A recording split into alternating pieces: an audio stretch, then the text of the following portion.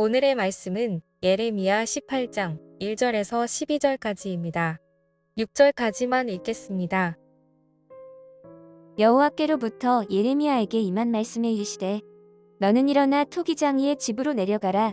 내가 거기에서 내 말을 내게 들려주리라 하시기로 내가 토기장이의 집으로 내려가서 본즉 그가 농로로 일을 하는데 진흙으로 만든 그릇이 토기장이의 손에서 터짐에 그가 그것으로 자기 의견에 좋은 대로 다른 그릇을 만들더라.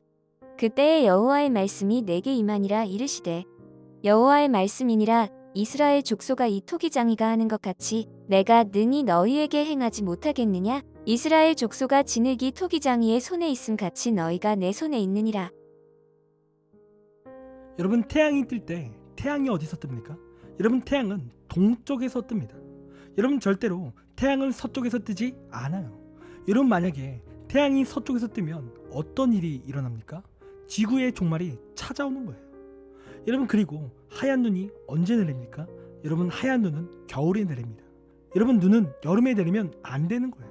여름에는 눈이 올 때가 아니라 비가 올 때입니다. 그러니까 여러분, 지금 제가 무슨 말을 하는 것이냐면 위치입니다. 본질적인 위치를 지켜야 한다는 말을 하고 있는 거예요.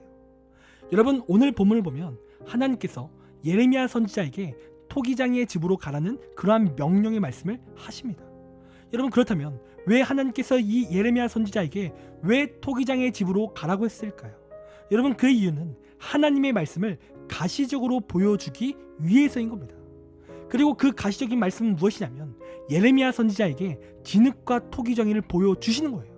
여러분, 그리고 이 진흙과 토기장이가 어떤 의미를 가지고 있냐면 여러분, 4절 말씀을 보니까 진흙으로 만든 그릇이 토기장이의 손에 터지매라고 하고 있습니다.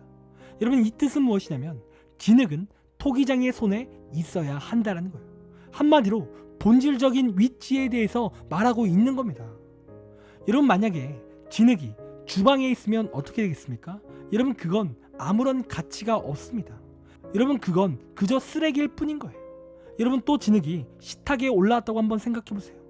여러분, 그 진흙이 쓸모가 있을까요? 아무런 가치가 없는 거죠. 여러분, 진흙은 그 진흙으로 아름다운 걸작품으로 만드는 그 토기장이의 손에 있을 때 여러분, 그 진흙은요 진정한 가치를 가질 수 있는 거예요. 그리고 이러한 말씀을 하나님께서 예레미야 선지자에게 보여주셨다는 겁니다. 여러분, 그렇다면 이 장면을 통해 하나님께서 예레미야 선지자에게 어떠한 말씀을 하시는 걸까요? 여러분, 6절 말씀을 보니까 이스라엘 족속아 진흙이 토기장의 손에 있음같이 너희가 내 손에 있느니라 라고 말씀하고 계신다는 거예요. 여러분, 한마디로 우리는 진흙이라는 거예요. 그리고 그런 진흙인 우리가 어디에 있어야 하냐라는 거죠. 여러분, 즉 지금 하나님께서 본질적인 위치를 말씀하시고 계신 거예요. 진흙이 토기장의 손에 있어야 하는 것처럼 사람이 하나님 손에 반드시 있어야 한다는 거죠. 진흙이 주방에 또 식탁 위에 있으면 안 되는 것처럼 여러분, 사람은 반드시 다른 곳이 아닌 하나님 손에 있어야 한다는 겁니다. 여러분, 그렇다면 하나님께서 이 말씀을 왜 예레미야 선지자에게 보여주셨을까요? 여러분, 그 이유는 당시에 이 이스라엘 백성들이 하나님 곁에 있지 않았기 때문에 그래요. 여러분, 당시에 이스라엘 백성들은 하나님을 의지하지 않는 삶을 살았습니다. 여러분, 그들은요 하나님을 부인했었고 또 그들은 음란하여 하나님이 아닌 이방신을 섬긴 거예요. 한마디로 그들은 하나님이 아닌 다른 곳에 있었다는 거죠.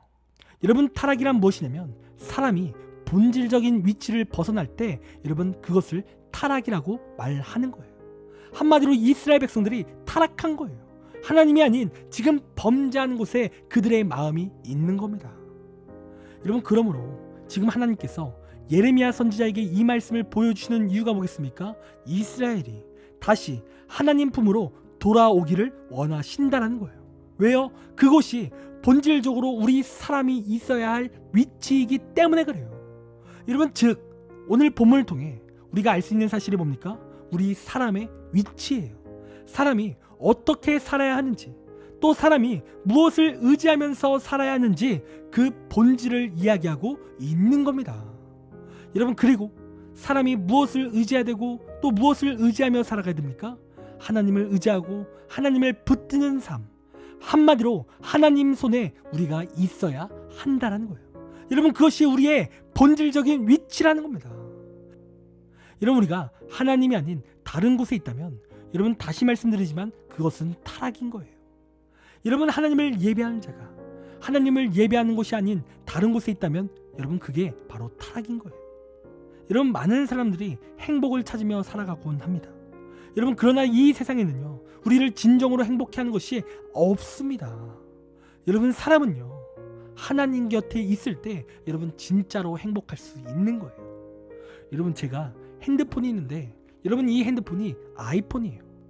여러분, 그런데 제가 이 핸드폰을 안드로이드 충전기에 그 핸드폰을 꼽는다고 했을 때 여러분, 이 아이폰이 충전이 될까요? 여러분, 안 되죠. 안 되는 거예요. 맞지 않기 때문에 절대 안 되는 겁니다. 이런 마찬가지로 사람은 하나님과 함께 있어야 행복하게 지어졌기 때문에 여러분, 우리는 하나님과 함께하는 인생이 되어야 하는 거예요. 다른 것으로 우리의 영혼의 행복을 채워서는 안 된다라는 거죠. 여러분, 우리는 하나님으로 우리가 우리의 행복을 채워야 되는 겁니다. 여러분, 그렇게 이 시간 하나님과 함께 우리가 나아가야 될 줄 믿습니다. 다른 곳에서 타락하며 살아가는 삶이 아닌 하나님과 함께하여 진정한 복을 누리는 우리가 되길 원해요. 여러분, 우리가 그렇게 하나님과 함께할 때 토기장이가 아름다운 걸작품을 만드는 것처럼 우리도 하나님께 아름다운 걸작품으로 빚어질 것입니다. 여러분, 그런 시간 하나님과 함께하는 우리의 귀한 인생이 되길 간절히 원합니다. 기도하겠습니다. 하나님, 우리의 인생이 다른 곳에 있지 않기 원합니다. 하나님, 우리가 오직 하나님과 함께하며 하나님께 있는 우리가 되길 원합니다. 하나님, 언제나 우리의 마음의 중심을 주관하여 주시옵시고 우리가 언제나 하나님과 동행하며 승리할 수 있도록 인도하여 주시옵소서. 하나님, 연약합니다.